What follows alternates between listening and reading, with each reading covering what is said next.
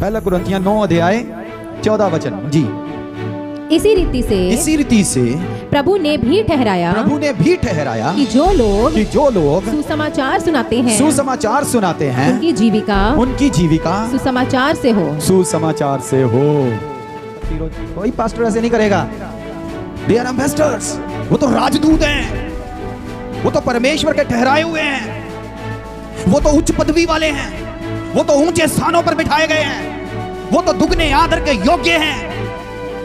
Hallelujah. समझ आ रही है आपको? कोई पास्टर आपके घर में आपके 100 रुपए के लिए, 10 रुपए के लिए, 5 रुपए के लिए नहीं आएगा। वो तो आपकी खुशहाली के लिए, आपकी शांति के लिए, आपके लिए प्रार्थना करने के लिए आएंगे, आपका भला चाहने के लिए आएंगे।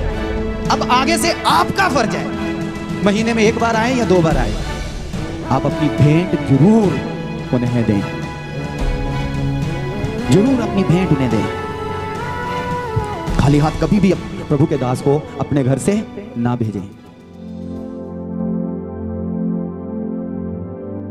तो याद रखें कि आपको परमेश्वर ने एक कर्तव्य दिया है, एक ड्यूटी दी है कि आपने उसके दास को पालना है, उसके परिवार को पालना है। हेलो, प्रभु का धन्यवाद हो, आप सब अपना अपना परिवार पाल रहे हैं और प्रभु आपको और ज्यादा आशीष दे, और ज्यादा बरकत दे। लेकिन प्रभु ने आपके परिवार के साथ साथ आपके पास्टर और उनके परिवार की जिम्मेदारी भी आपके कंधों पर दी है। हालेलुया। समझ आ रही है? तो ये किसी एक पर प्रभु ने बोझ नहीं डाला, ये किसी एक पर, हेलो, किसी एक पर प्रभु ने बोझ नहीं डाला, बल्कि उसने क्या किया, उसने जब हम ये व्यवस्था असल में हम देखते हैं कि मूसा के समय से शुरू होती है। जब मिस्र से लोगों को निकाल के लाया गया, सुनिए इधर, ऑफ कोर्स अब्राहम ने भी अपना दशमन दिया था और वो उसकी आराधना का हिस्सा था। किसका हिस्सा था? आराधना का हिस्सा था। वो व्यवस्था का हिस्सा नहीं था, वो उसकी उपासना का हिस्सा था, उसकी आराधना का हिस्सा था, परमेश्वर को वर्शिप करने का उसका एक तरीका था। हालेलुया। लेकिन मूसा को परमेश्वर ने व्यवस्था दी, मूसा को परमेश्वर ने व्यवस्था दी, और उस व्यवस्था में जब मूसा के द्वारा परमेश्वर मिस्र से इजराइलियों को निकाल कर लाया, तो कितने गोत हैं? इजराइलियों के कितने गोत हैं? कितने गोत हैं? 12 गोत हैं। 12 गोत्रों में से 11 गोत्रों को जोशुआ के द्वारा सारी जमीन का क्या कर दिया गया? बंटवारा कर दिया गया। क्या कर दिया गया? बंटवारा कर दिया गया। सारी जमीन उन 11 गोत्रों को दे दी गई और उन्हें उनका अधिकारी बना दिया गया कि यहां से लेकर वहां तक तेरा हिस्सा है, यहां से लेकर वहां तक तेरा हिस्सा है। सो इस रीति से सबके बीच में बांट दिया। लेकिन एक गोत्र रह गया, एक गोत्र रह गया। वो गोत्र कौन सा था? वो लेवी का गोत्र था। कौन सा गोत्र? लेवी का गोत्र। लेवी के गोत्र को परमेश्वर ने अपने लिए रख लिया। हालेलुया। किसके लिए रख लिया? अपने लिए रख लिया। लेवी के गोत्र को परमेश्वर ने अपने लिए रख लिया कि ये मेरी सेवा करेगा। हालेलुया। लेवी का गोत्र मेरी सेवा करेगा। और बाकी 11 को क्या कह दिया? इजराइल के 12 गोत्रों को, उनके जितने भी पुरनिये थे, जितने भी परिवार थे, उन सबको क्या कह दिया? तुम 11 ने इस लेवी की क्या करनी है? देखभाल करनी है और इसकी सारी जरूरतें पूरी करनी है। Hallelujah, hallelujah. ये परमेश्वर ने व्यवस्था की थी अपने दासों के लिए, या लेवी के घराने के लिए, या लेवी के गोद के लिए। परमेश्वर को उसकी चिंता थी। उसने अपने लिए तो चुन लिया, अपने लिए तो अलग कर लिया और बाकी सबको बांट भी दिया, लेकिन फिर भी उसे ध्यान था कि इसको भी मैंने खिलाना है, पिलाना है, इसके भी परिवार की मैंने सुधि लेनी है। Hallelujah, hallelujah. तो इसलिए आपको एक जिम्मेदारी दी गई, एक ड्यूटी दी गई, और वो जिम्मेदारी क्या है? आपने क्या करना है? चर्च में क्या लेकर आना है? इधर देखिए साहब, क्या लेकर आना है? जोर से बोलिए। नहीं देना? नहीं देना? देना है। पीटर जी देना है? जोर से बोलिए। फिर चलो बोलिए सब, क्या लेके आना? Tithe and offering. Hallelujah, hallelujah. ये 2 चीजों से परमेश्वर के दास का घर चलना चाहिए।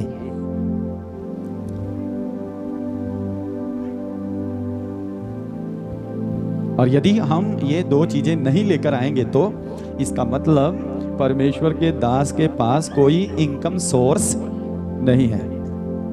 परमेश्वर के दास के पास दूसरा और कोई आमदन का, जीविका का कोई भी सोर्स नहीं है।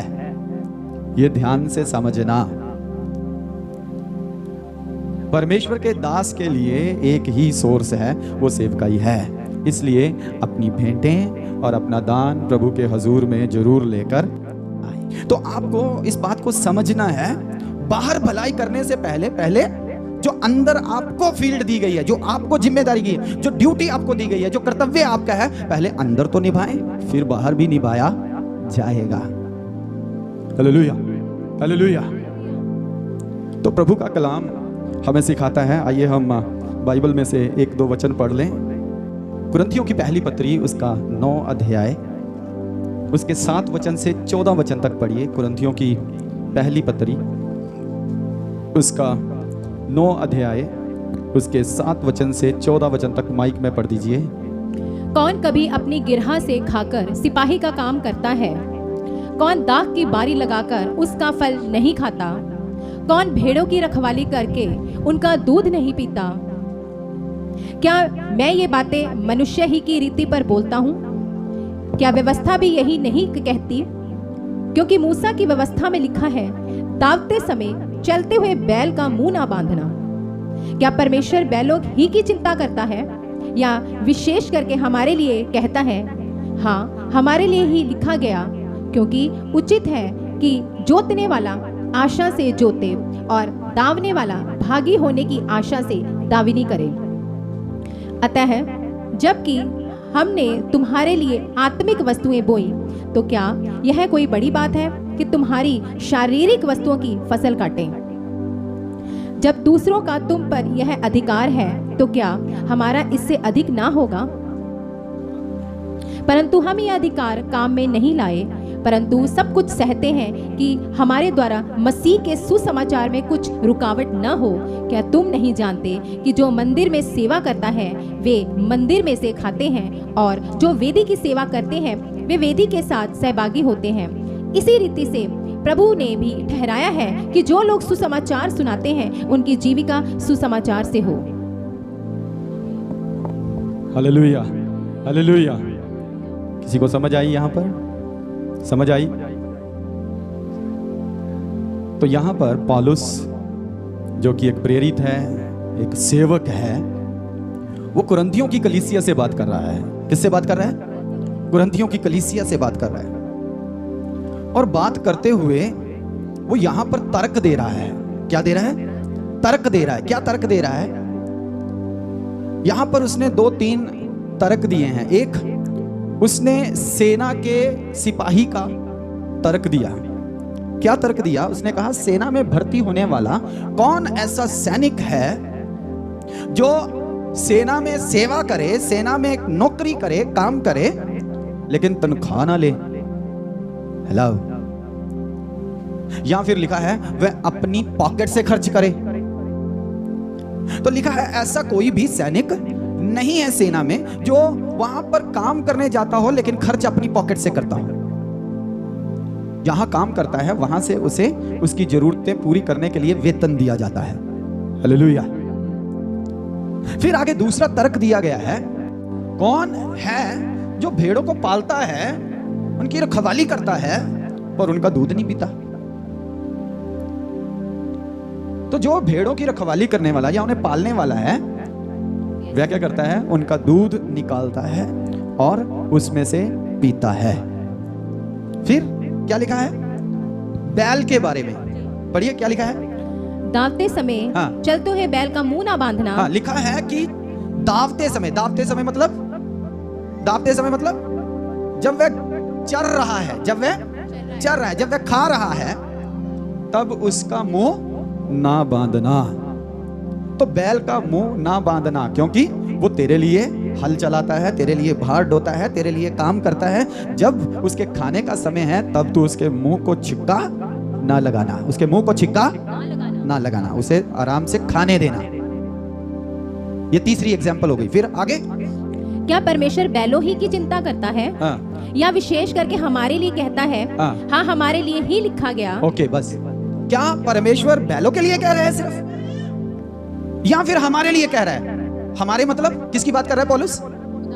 हमारे मतलब किसकी बात कर रहा है? वो अपनी बात कर रहा है। पौलुस अपनी बात कर रहा है। किसकी बात कर रहा है? अपनी बात कर रहा है। कहता क्या ये खुदा को सिर्फ भेड़ों की, बैलों की, इनकी चिंता है? या फिर साधारण शब्दों में कहा जाए तो वो कहता क्या मेरी भी चिंता है? खुदा को अपने दास की भी चिंता है? तो फिर वो कहता है सडनली, हाँ जरूर खुदा को मेरी चिंता है। किसकी चिंता है? वो कहता खुदा मेरे बारे में लिख रहा है। सब एक दूसरे की ओर देखिए, हाथ पकड़िए जरा, कहिए खुदा हमारे पास्टर जी के बारे में बोल रहा है। एक दूसरे को बोलिए, बोलिए खुदा हमारे पास्टर जी के बारे में बोल रहा है। कहिए खुदा को हमारे पास्टर जी की चिंता है। Hallelujah, hallelujah. तो पौलुस कहता है क्या ये बैलों के लिए, भेड़ों के लिए, बकरियों के लिए, गायों के लिए है या फिर हमारे लिए है? कहता अवश्य ये हमारे लिए है, ये हमारे लिए है। ये सारी बातें करके वो कहता है क्या ये शरीर के लिए है? आगे वो देखिए कैसे कैसे बात कर रहा है कलीसिया से। किससे बात कर रहा है वो? हेलो, किससे बात कर रहा है पौलुस? किससे बात कर रहा है? कलीसिया से बात कर रहा है पौलुस। पास्टर से बात नहीं कर रहा, कलीसिया से बात कर रहा है। क्या कह रहा है? पढ़िए आगे। हाँ, हमारे लिए ही लिखा गया। हाँ। क्योंकि उचित है हाँ। कि जोतने वाला आशा से जोते हाँ। और दावने वाला भागी होने की आशा से दावनी करे। हाँ। अतः जबकि हमने तुम्हारे लिए आत्मिक वस्तुएं बोई, हाँ। तो क्या यह कोई बड़ी बात है कि तुम्हारी शारीरिक वस्तुओं की फसल काटे? हाँ, यहाँ पर लिखा है यदि हम आपके बीच में कौन सी सेवा कर रहे हैं? हेलो, कौन सी सेवा? क्या बीज रहे हैं? लिखा है आत्मिक वस्तुएं तुम्हारे लिए बीज रहे हैं। कौन सी वस्तुएं? यदि हम आत्मिक खेती कर रहे हैं आपके बीच में, यदि खुदा का कोई भी दास, सिर्फ मैं नहीं, कोई भी खुदा का दास आत्मिक तौर पर सेवा कर रहा है लोगों के बीच में, तो पौलुस कहता है क्या उसे ये हक नहीं, क्या उसे ये हक नहीं कि वह आपकी वस्तुओं में से खाए, आपकी उपज में से खाए? Hallelujah, hallelujah. पढ़िए उस वचन को दोबारा, नीचे वाली लाइन। यस, यह कोई बड़ी बात है? हाँ, क्या यह कोई बड़ी बात है कि तुम्हारी शारीरिक वस्तुओं की फसल काटे? कि तुम्हारी शारीरिक वस्तुओं की फसल में हिस्सेदार हो जाए? हालेलुया। तुम्हारी वस्तुओं में भागीदार हो जाए, तुम्हारी कमाई में भागीदार हो जाए, तुम्हारे अन्न जल में भागीदार हो जाए, तुम्हारे आमदन में भागीदार हो जाए। यदि आप अपने पास्टर को और उसके परिवार को अपने परिवार का हिस्सा जानेंगे तो आप कभी भी ऐसा नहीं सोचेंगे, आप कभी भी अपने पास्टर को अलग नहीं समझेंगे। आप कभी भी इतवार को आकर जब भेंट लाएंगे, दान लाएंगे, जब आप अपने दशमंद लाएंगे, ये सोच के नहीं लाएंगे कि चल बड़ा है कोई गल नहीं। हालेलुया, समझ आ रही है आपको? तो वो कहता है जब दूसरों को तुम्हारे पास से खाने का हक है, किसको? दूसरों को। तो फिर हम सेवकों को क्यों नहीं? फिर हम सेवकों को तुमसे खाने का हक क्यों नहीं है? क्यों हम अपनी भेंटें, क्यों हम अपने दशमंद खुदा के पास उसके दास को देने के लिए नहीं लाते? हालेलुया। समझ आ रही है आप लोगों को? इधर देखिए सब, मेरी समझ आ रही है? समझ आ रही है आपको? जिसको समझ आ रही है अपना हाथ ऊपर हिलाइए रहा। Yes, hallelujah. आपको किसी की व्याख्या की जरूरत नहीं। आप बाइबल पढ़ते हैं ना, आप इस पोर्शन को पढ़ना 4-5 बार, खुद ये कलाम आपको बताएगा आपको क्या करना है। तो क्या कहता है यहां पर? पढ़िए। जब दूसरों का तुम पर यह अधिकार है, तो क्या हमारा इससे अधिक ना होगा? हाँ, आगे। परंतु हम यह अधिकार काम में नहीं लाए, परंतु सब कुछ सहते हैं कि हमारे द्वारा मसीह के सुसमाचार में कुछ रुकावट ना हो। यस, देखिए तो यहां पर पौलुस कह रहा है हमारा हक तो दूसरों से तुम पर अधिक है, लेकिन हमने कभी तुम्हें तंग नहीं किया। अब मैं ये किसी को नीचा नहीं करना चाहता या अपने आप को ऊंचा नहीं करना चाहता, लेकिन आपको पता होगा जो लंबे अरसे से सेवकाई में है, बहुत सारे ऐसे जो मसीह में हैं, बहुत सारे ऐसे सेवक हैं जो प्रतिदिन किसी ना किसी घर में सुबह सुबह ब्रेकफास्ट, दोपहर को लंच, रात को डिनर के लिए जाते हैं।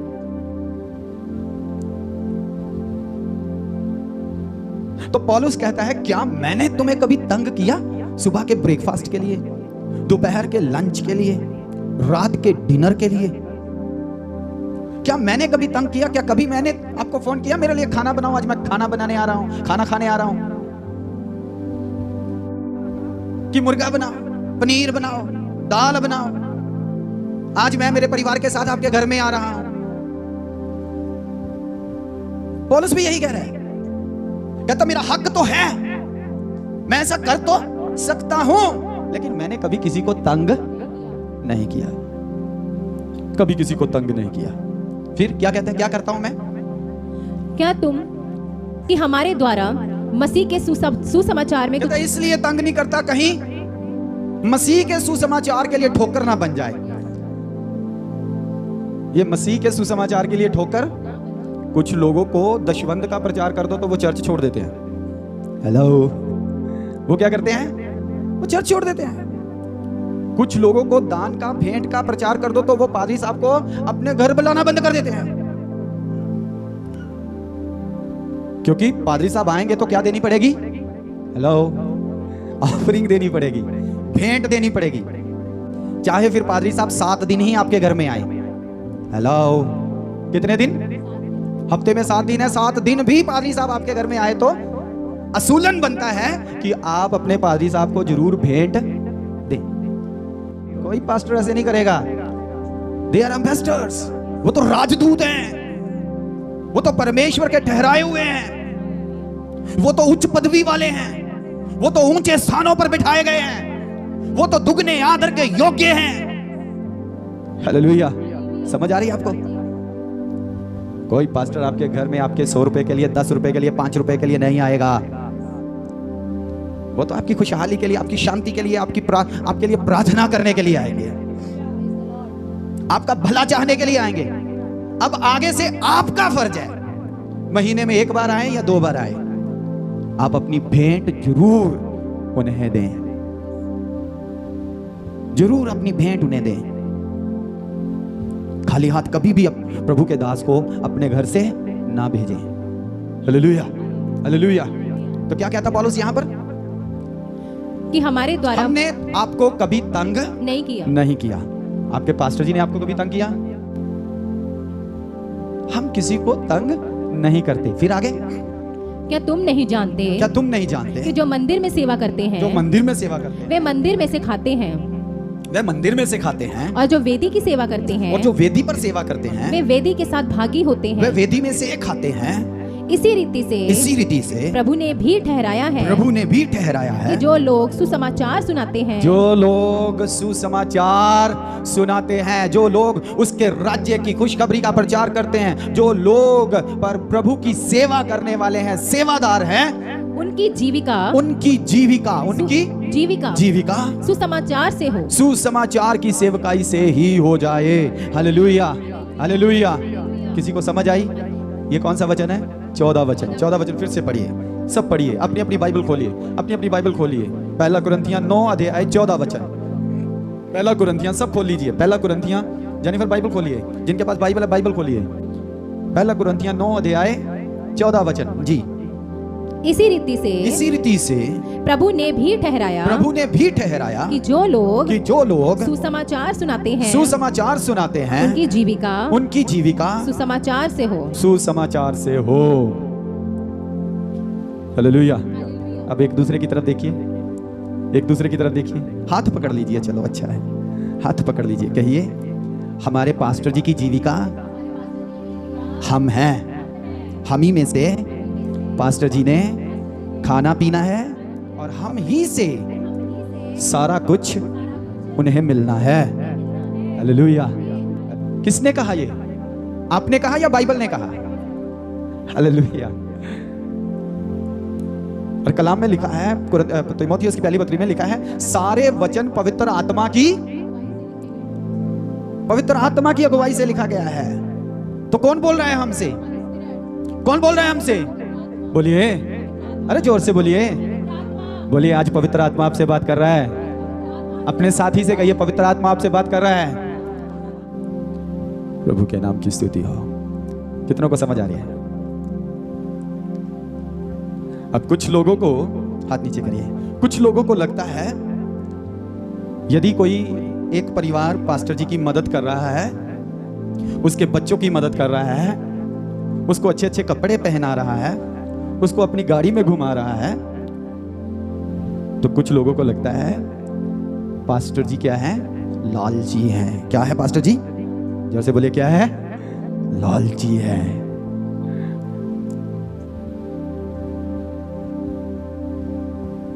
पास्टर जी किसी के लालची? पास्टर जी को लालच है तो सिर्फ आत्माओं का। किसी भी खुदा के दास को वो लालच करते हैं, लेकिन सिर्फ आत्माओं का। आत्माएं बचाई जाएं, रूहें बचाई जाएं, खुदा के घर की शोभा बढ़ाई जाए। खुदा के घर की शोभा, ऑफ कोर्स ये जितना खर्चा हमने किया उसके लिए प्रभु का धन्यवाद, लेकिन सिर्फ इन चीजों से नहीं है। जब चर्च भरा होगा ना आत्माओं से, रूहों से, लोगों से, तब खुदा की शोभा बढ़ती है। ये कितना भी चमका ले, लेकिन लोग ही ना बैठे हुए तो क्या शोभा होगी? है या नहीं? इसको चमकाया है, प्रभु का धन्यवाद। अभी और चमकाएंगे, हालेलुया, अभी और चमकाएंगे, लेकिन इसमें बैठने के लिए लोग तो चाहिए। तो ये जो थॉट है ना हमारे मन में, किसी के भी, उसे निकाल देना है। पास्टर, सबको समझ आ रही है? कहिए हमारे पास्टर जी हकदार हैं। कहिए हमारे पास्टर जी हकदार हैं। वो हमारे पास्टर जी हैं। हमारी जिम्मेदार लगाई है खुदा ने उनकी देख रेख करने की, उनके खाने पीने की, उनके पे कपड़े पहनने की, उनके बच्चों के पढ़ाई की। ये हमारी जिम्मेदारी है। यहां पौलुस बिल्कुल साफ साफ कह रहा है, साफ साफ कह रहा है। और यदि आप यीशु मसीह के शब्दों को ले तो, यीशु मसीह के शब्दों को ले तो वे क्या कहते हैं? मत्ती की अंजील 25 अध्याय उसके 42 वचन से 45 वचन तक पढ़ेंगे। मत्ती की अंजील 25 अध्याय, क्या लिखा है? क्योंकि मैं भूखा था, क्योंकि मैं भूखा था और तुमने मुझे खाने को नहीं दिया, और तुमने मुझे खाने को नहीं दिया। मैं प्यासा था, मैं प्यासा था, और तुमने मुझे पानी नहीं पिलाया, और तुमने मुझे पीने के लिए पानी नहीं दिया। मैं परदेसी था, मैं परदेसी था, और तुमने मुझे अपने घर में नहीं ठहराया, और तुमने मुझे अपने घर में नहीं ठहराया। मैं नंगा था, मैं नंगा था, और तुमने मुझे कपड़े नहीं और पहनाए, तुमने मुझे कपड़े नहीं पहनाए। मैं बीमार और बंदी गृह में था, बंदी गृह में था, और तुमने मेरी सुध ना ली। और तुमने मेरी सुधि ना ली। तब वे उत्तर देंगे, तब वे उत्तर देंगे, हे प्रभु, हे प्रभु, हमने तुझे कब भूखा, हमने तुझे कब भूखा, या प्यासा, या परदेसी, या परदेसी, या नंगा, या नंगा, या बीमार, या बंदी गृह में देखा, या बंदी गृह में देखा, और तेरी सेवा टहल न की, और तेरी सेवा टहल ना की। तब वह उन्हें उत्तर देगा, तब मैं उन्हें उत्तर दूंगा, मैं तुमसे सच कहता हूँ, मैं तुमसे सच कहता हूँ कि तुमने जो इन छोटे से छोटों, जो इन छोटों में से छोटे में से किसी एक के साथ नहीं किया, वह मेरे साथ भी नहीं किया। तुमने वह मेरे साथ भी नहीं किया है। हालेलुया। समझ आई किसी को क्या कह रहे हैं प्रभु यहां पर? प्रभु का धन्यवाद हो उन सभी भाई बहनों के लिए, सारी कलीसिया के लिए, जो आप मेरी जरूरतों के बारे में सोचते और मेरी जरूरतों को पूरा करते हो। लेकिन यदि आप जरूरतों को पूरा नहीं करते तो फिर प्रभु आपसे हिसाब लेगा। कौन आपसे हिसाब लेगा? प्रभु आपसे हिसाब लेगा। क्या हिसाब लेगा? कोई चीज नहीं उसने छोड़ी, एक भी चीज नहीं छोड़ी प्रभु ने इसमें। ये सीधा सीधा यीशु मसीह के शब्द हैं। कोई पतरस नहीं बोल रहा, कोई पौलुस नहीं बोल रहा, सीधा सीधा प्रभु यीशु बोल रहे हैं। कहते हैं यदि तुम मेरे छोटे से छोटे बंदे के साथ, सेवक के साथ ऐसा व्यवहार नहीं करते तो तुम मेरे साथ भी ऐसा व्यवहार नहीं करते। तुम मेरे साथ भी ऐसा व्यवहार नहीं करते। और एक जगह पे थिस्सलुनीकियों की पत्री में मेरे ख्याल से पौलुस कहता है जो कुछ तुम करते हो ये सोच के करो कि तुम मनुष्य के लिए नहीं, तुम प्रभु के लिए कर रहे हो। हालेलुया। और यहां पर प्रभु कह रहे हैं जो कुछ तुम मनुष्य के साथ नहीं करते वो तुम मेरे साथ नहीं कर रहे। रिलेट करो दोनों वचनों को मिला के देखो क्या निकल के आ रहा है। जो कुछ आप अपने पास्टर के लिए, उनके परिवार के लिए कर रहे हो, वो आप अपने पास्टर और परिवार के लिए नहीं बल्कि प्रभु के लिए कर रहे हो। और जो कुछ, ये पौलुस के वचन है पहले थिस्सलुनीकियों में, और मत्ती की अंजील में यीशु के शब्द हैं, जो कुछ तुम मेरे छोटे से छोटे दास के साथ भी ऐसा व्यवहार नहीं करते तो उनको पानी नहीं पिलाते, कपड़ा नहीं पहनाते, बीमारी में उनका पता नहीं लेते, तुम बंदीगृह में उनकी सुधि लेने नहीं आते, तो तुम मेरे साथ ही ऐसा कर रहे हो। कम ऑन चर्च, हमें सेवकाई को आगे बढ़ाना है, हमें सेवकाई को आगे ले जाना है, हमें सेवकाई को आगे ले जाना है, हमें सेवकाई को आगे बढ़ाना है। How it is going to be, कैसे होगा? आप सब मिलकर करेंगे। कौन करेगा? कौन करेगा? सारी कलीसिया मिलकर करेगी। कलीसिया में आने वाला एक एक परिवार इकट्ठा होकर करेगा। हर एक परिवार अपनी भेंट लेकर आएगा, हर एक परिवार अपना दशबंध लेकर आएगा, और तब खुदा के दास के पास किसी बात की कमी नहीं होगी। फिर क्रेडिट कार्ड यूज करना, फिर किसी से उधार मांगना, हालेलुया हालेलुया। और यदि वही 750 और 150 रुपया हर हफ्ते निकलेगा तो आप सब स्कूटरी चलाते हैं, स्कूटरी हर हफ्ते कितने का तेल पड़ जाता होगा? 400-500 का तो पड़ता ही होगा, 700-800, तो कम से कम 400-500। तो यदि आप यहां पर 750 रुपया भेंट देंगे इतवार को, या आप यहां पर 150 भेंट देंगे, उसमें से 800 रुपया इंस्ट्रूमेंट वाले का निकल गया, 250 रुपए के तेल से कैसे स्कूटरी चलेगी पूरा हफ्ता? कैलकुलेट करके देखो। इसलिए जब भी प्रभु के पास आते हो, जब भी प्रभु के घर में आते हो, यह गवाही है। पिछले दिनों में हमारे पास एक बुजुर्ग माता आई, बड़ी बुजुर्ग, और उनके पास अपने लिए तो कुछ नहीं है, लेकिन यहां पर आए और बातें की, चाय पी, रोटी खाई। कहते पास्टर जी मैं भी कुछ लेकर आना चाहती थी आपके पास, लेकिन मैं लेके नहीं आई। ना मां ऐदा ना करियो, तुसीं अपना ध्यान रखो, तुसीं ते बजुर्ग हो, तुहाडा किहड़ा कोई इनकम सोर्स है, तुसीं अपना ध्यान रखो, ऐदा ना करियो। तुसीं आए हो, रोटी पानी खाता है, चाह पीती है, प्रभु का धन्यवाद। कहते नहीं पुੱਤ, नहीं पास्टर जी, चल दे जागी, कोई ना कोई आंदा जांदा रहंदा आ, किते अगे रखने पै जांदा चाह दे नाल। हेलो, कहां तक? मैंने सोचा नहीं था कि वो बुजुर्ग माता ऐसे सोच सकती है, मैंने सोचा ही नहीं था। फिर मेरी पत्नी ने भी कहा, मैंने भी कहा कोई बात नहीं, धन्यवाद, प्रभु आपको आशीषित करे। और वो चले गए प्रार्थना करा के। 15-20 मिनट के बाद फिर आ गए और फिर से दरवाजा खड़काया, तो माता इतना बड़ा लिफाफा पकड़ के ले आई। माता इतना बड़ा लिफाफा लेके आई। कल मटर ही खा रहे थे ना हम लोग, वो माता जी देके गए थे, उसमें कम से कम आधा किलो पाइया मटर होंगे, फिर नमकीन होगी वो मूंगफली वाली, वो पाइया आधा किलो वो भी होगी, फिर बिस्किट के पैकेट। और मैं अंदर से टूट गया।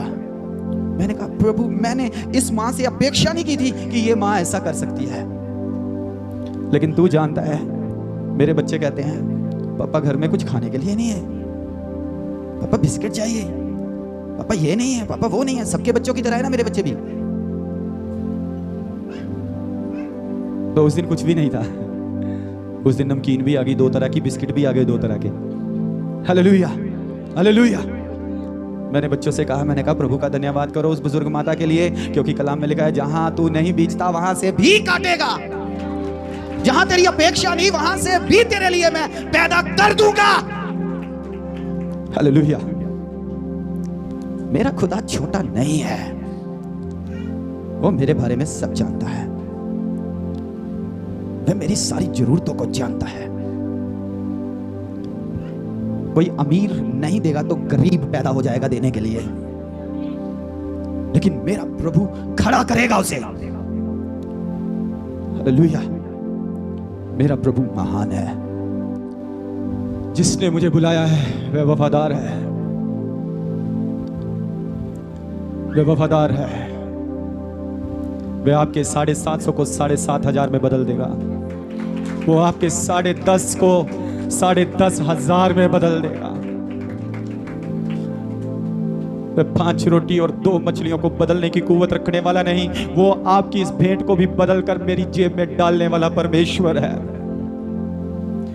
जिसकी मैं सेवा करता हूं वो छोटा नहीं है, वो महान है, वो सर्वशक्तिमान है। उसका वचन कहता है यदि मनुष्य उसकी स्तुति करना बंद करे तो वो पत्थरों से भी अपनी स्तुति ले सकता है। यदि बड़े बुजुर्ग उसकी स्तुति ना करे तो वो बच्चों के मुंह से भी स्तुति को पैदा कर सकता है। लिविंग स्टोन अपॉस्टलिक चर्च, यदि आपकी पॉकेट से मैं यहां पर भेंट ना आए, दशमंद ना आए, तो भी मैं अपने दास की जरूरतों को पूरा करने की सामर्थ रखता है। लेकिन आपको उसने एक ड्यूटी दी है, आपको उसने एक कर्तव्य दिया है। बहुत सारे पास्टर डरते हैं, मैं भी डरता हूं कि दशमंद का प्रचार ना करो, कलीसिया नाराज हो जाएगी। भेंट के ऊपर ना बोलूं कि कितनी भेंट निकल रही है, क्योंकि कलीसिया नाराज हो जाएगी। कलीसिया इल्जाम लाना शुरू कर देगी, दोषी, लालची है, पैसे का प्रचार करता रहता है। इसलिए मैं भी इसका प्रचार नहीं करना चाहता। लेकिन यदि मैं आपको ना बताऊं, आपको ना सिखाऊं, तो भी मैं दोषी हूं, तो भी मैं दोषी हूं। इसलिए मेरे प्रिय भाइयों और बहनों, प्रभु ने आपको 2 जिम्मेदारियां दी हैं इस भवन में। पहली जिम्मेदारी खुदा के प्रति, दूसरी जिम्मेदारी उसके दास के प्रति। आइए हम उस जिम्मेदारी को निभाएं, आइए हम उस जिम्मेदारी को पूरा करें। आइए हम अपनी भेंटें, अपने दशवंद हर महीने ईमानदारी से लेकर आएं। ईमानदारी का अर्थ है 5,000 कमाते हैं तो उसमें से 500 रुपया, ये ईमानदारी का मतलब है। 10,000 कमाते हैं तो उसमें से 1,000, ये ईमानदारी का मतलब है।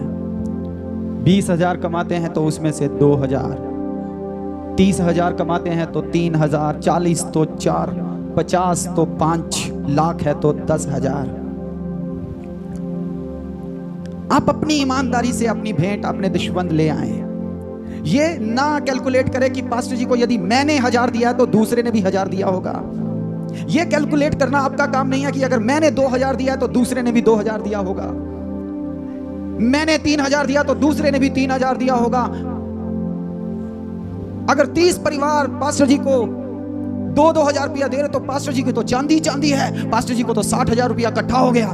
कम ऑन, ये आपका काम नहीं है। आपका काम है अपने पास्टर की जरूरत को पूरा करना। जो परमेश्वर ने आपको कहा है उसे पूरा करें। यदि आपके पास्टर के पास एक्सेस हो मतलब ज्यादा आ जाए, तो फिर वो जो काम प्रभु के भवन में होने वाले हैं वो कराए जाएं। यदि लाख रुपया यहां पर हर महीने इनकम हो जाए तो लाख रुपया पास्टर ना उड़ा दे। पास्टर के लिए भी चेतावनी है, पास्टर ना लाख रुपया उड़ा दे। ऊपर बाथरूम बनने वाले है, किचन बनने वाली है, रूम एक तैयार करने वाला, गेस्ट रूम तैयार करने वाला, शेड डालने वाली है, एलईडी लाने वाली है। यहां पेंट नहीं है, ये प्राइमर है, यहां पेंट होने वाला है। और फिर आने वाले दिनों में हमने बड़ी जगह में जाना है, खुले स्थान में जाना है। बोलो हालेलुया। अगर यहां पर लाख रुपया इनकम होती है तो पास्टर जी अपने खर्चे करके बाकी कामों के लिए थोड़ी थोड़ी सेविंग करना शुरू करे ताकि बाकी काम किए जाए। हालेलुया। लेकिन लेकर तो आओ, लेकर तो आओ। जो नहीं लेकर आते उनके लिए मैं नहीं बल्कि खुदा ही कहता है, खुदा कहता है मुझे ठगना, मुझे ठगना। कहता चोरियां ना कर, कहता ठगियां ना मार। कहते प्रभु जी कदों चोरियां कीतियां, कदों ठगियां मारियां। की आखदा क्या कहता तुम मेरे भवन में क्या नहीं लेके आते, क्या नहीं लेकर आते? कल्ला दशवांश लिखा है या दो चीजें?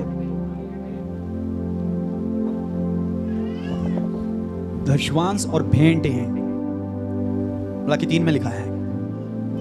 दशवांश और भेंटे नहीं लेकर आते। अब कुछ के मन में आता है हमने तो महीने में दशवांश दे दिया था। ये दशमांश जिसने ठहराया है उसी ने ही भेंट भी ठहराई है। हालेलुया। जिसने भेंट ठहराई है उसी ने ही दशमांश भी ठहराया है। तो क्या दोगे? ऑप्शन तो नहीं दिया वहां पे। ऑप्शन दिया है कि जो दशमांश नहीं दे सकते वो भेंटे दे आए, जो भेंटे नहीं दे सकते वो दशमांश दे दे। ऑप्शन तो नहीं है। वहां तो लिखा है तुम मुझे ठगते हो, तुम चोरी करते हो। किसमें? दशमांश और भेंटों में, दोनों में है। तो दोनों लेकर आना है। इतवार को अपनी ऑफरिंग भी लेकर आनी है। क्या लेकर आनी है? और जब ऑफरिंग लेकर आनी है तो अपने परिवार का हिस्सा जान के कि यहां पर जो पास्टर जी और उनका परिवार रहता है, उन्हें अपने परिवार का हिस्सा जान के अपनी ऑफरिंग लेकर आनी है। तो ये सोच के आए आप कहां आ रहे हैं? गीत गाने वाले ने कहा मैं उस तो मंगना है जो तो राजे भी मंग देने। किसके पास आ रहे हैं? राजाओं के राजा के पास, जिससे राजे भी मांगते हैं। और क्या ला रहे हैं? क्या ला रहे हैं? ठिप्पा 5 का 10 का 20 का भी चला अभी। हालेलुया। अब हफ्ते बाद अपने पास्टर से मिलने आ रहे हैं, हफ्ते बाद अपने खुदा से मिलने आ रहे हैं। क्या लेकर आ रहे हैं? क्या भेंट है आपके हाथ में? जब आप प्रभु के भवन में आते हैं तो कौन सी भेंट लानी है? उत्तम भेंट। कौन सी? उत्तम भेंट लानी है, उत्तम। और हमेशा ये याद रखें कि यहां पर जो इंस्ट्रूमेंट बजाने वाले हैं उन्हें भी पास्टर जी ने हर हफ्ते पैसे देने हैं। तो इतना तो कम से कम डालें कि उन्हें दे सकें। और मुझे विश्वास है आज के बातें कर रहे हैं, आपके हाथ भी खुल रहे हैं, आपका दिल भी खुल रहा है, आपका दिमाग भी खुल रहा है। क्योंकि कभी सोचा नहीं ना इतना, कभी सोचा नहीं, कभी हेडिक नहीं ली इतनी कि चर्च में कैसे चल रहा होगा, पास्टर जी का कैसे चल रहा होगा, उनके महीने के खर्चे कैसे चल रहे होंगे। कभी सोचा नहीं, हेडिक नहीं ली। बस इतना फोन करते हैं, बस प्रार्थना के लिए। प्रभु का धन्यवाद हो। जो मुझे ड्यूटी दी गई है वो मैं कर रहा हूं। जो मुझे ड्यूटी दी गई है वो मैं कर रहा हूं। जो आपको ड्यूटी दी गई है आप वह करें, आप वह करें। आइए आज के वचनों के लिए अपने हाथों को उठाएं।